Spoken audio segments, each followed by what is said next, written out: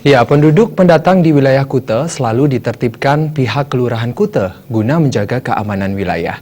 Berdasarkan data yang diperoleh pada bulan September 2016, tercatat penduduk pendatang sebanyak 2.206. Yang mobilitas tinggi ini yang perlu kita awasi, karena kadang-kadang juga Lurah Kute Iwayan Daryana menyatakan pihaknya selalu melakukan penertiban dan pengawasan terhadap duktang di wilayahnya. Hal tersebut bertujuan mewujudkan keamanan wilayah Kute. Para duktang juga diharapkan tertib administrasi mulai dari mengantongi kartu tanda penduduk serta mempunyai surat kelakuan baik dari wilayah asalnya. Iwayan Daryana menegaskan, sebagai daerah pariwisata menjadikan banyak duktang berdatangan untuk mencari pekerjaan. Data terakhir September 2016 tercatat penduduk pendatang 2.206 yang terdiri dari 722 duktang yang baru mendaftar dan 1.484 perpanjangan.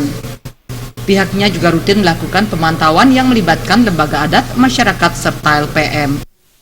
Penduduk pendatang di wilayah Kelurahan Kute, tentu kami dari pemerintah kelurahan senantiasa berupaya untuk melakukan upaya-upaya dalam rangka menciptakan ketertiban wilayah, utamanya dengan dampak daripada kehadiran penduduk pendatang di wilayah. Tentu upaya yang kita lakukan adalah, pertama adalah bagaimana kita mengupayakan secara administrasi penduduk pendatang itu tertib administrasi. Jadi dengan upaya kita melakukan pendataan penduduk. Pendataan penduduk pendatang ini dengan kita mengeluarkan administrasi yang bentuknya KIPS.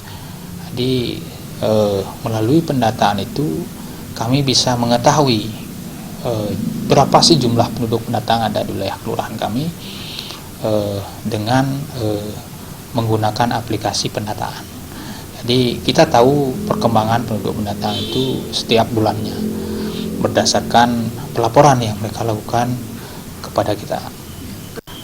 Mereka harus melapor kepada kepala lingkungan setempat di mana dia tinggal dengan melampirkan fotokopi KTP, kemudian melaporkan di mana dia bekerja, begitu. Kemudian juga dia melaporkan administrasi yang dikantongi dari tempat asal, seperti misalnya surat kelakuan baik.